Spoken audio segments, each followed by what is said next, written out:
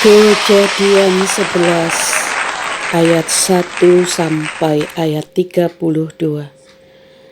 Menara Babel. Adapun seluruh bumi satu bahasanya dan satu logatnya, maka berangkatlah mereka ke sebelah timur dan menjumpai tanah datar di tanah Sinear. Lalu menetaplah mereka di sana. Mereka berkata seorang kepada yang lain, "Marilah kita membuat batu bata dan membakarnya baik-baik." Lalu bata itulah dipakai mereka sebagai batu dan gala-gala sebagai tanah liat. Juga kata mereka, "Marilah kita dirikan bagi kita sebuah kota dengan sebuah menara yang puncaknya sampai ke langit. Dan marilah kita cari nama supaya kita jangan terserak di seluruh bumi." Lalu turunlah Tuhan untuk melihat kota dan menara yang didirikan oleh anak-anak manusia itu. Dan ia berfirman, "Mereka ini satu bangsa dengan satu bahasa untuk semuanya.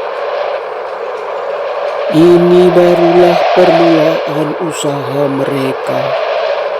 Mulai dari sekarang, apapun juga yang mereka rencanakan, tidak ada yang tidak akan dapat terlaksana.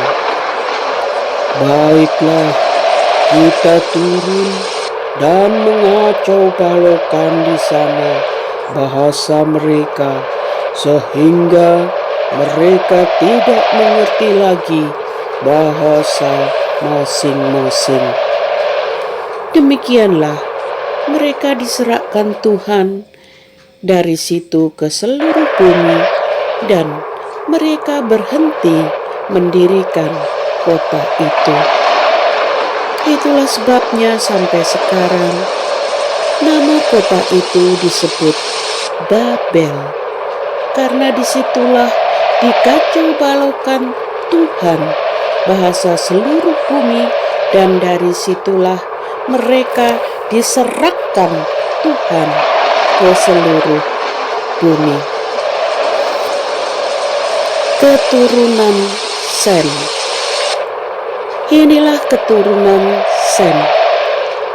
Setelah Sem berumur 100 tahun, ia memperanakkan Arpaksad. 2 tahun setelah air bah itu, Sem masih hidup 500 tahun setelah ia memperanakkan Arpaksad, dan ia memperanakkan anak-anak lelaki dan perempuan.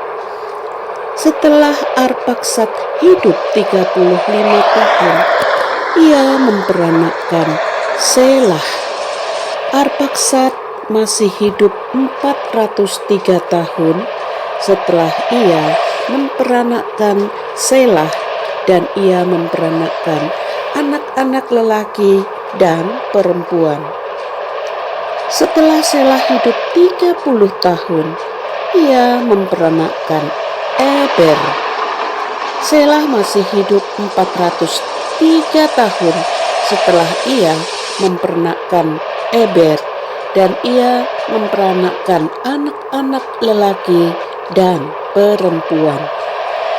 Setelah Eber hidup 34 tahun, ia memperanakkan Peleg. Eber masih hidup 430 tahun setelah ia memperanakkan Peleg, dan ia memperanakkan anak-anak lelaki dan perempuan.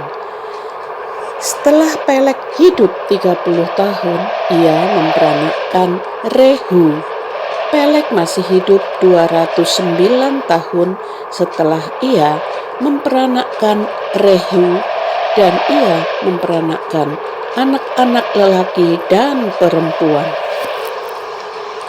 Setelah Rehu hidup 32 tahun, ia memperanakkan Serug. Rehu masih hidup 207 tahun setelah ia memperanakkan Serug, dan ia memperanakkan anak-anak lelaki dan perempuan. Setelah Serug hidup 30 tahun, ia memperanakkan Nahor. Serug masih hidup 200 tahun setelah ia memperanakkan Nahor, dan ia memperanakkan anak-anak lelaki dan perempuan. Setelah Nahor hidup 29 tahun, ia memperanakkan Terah.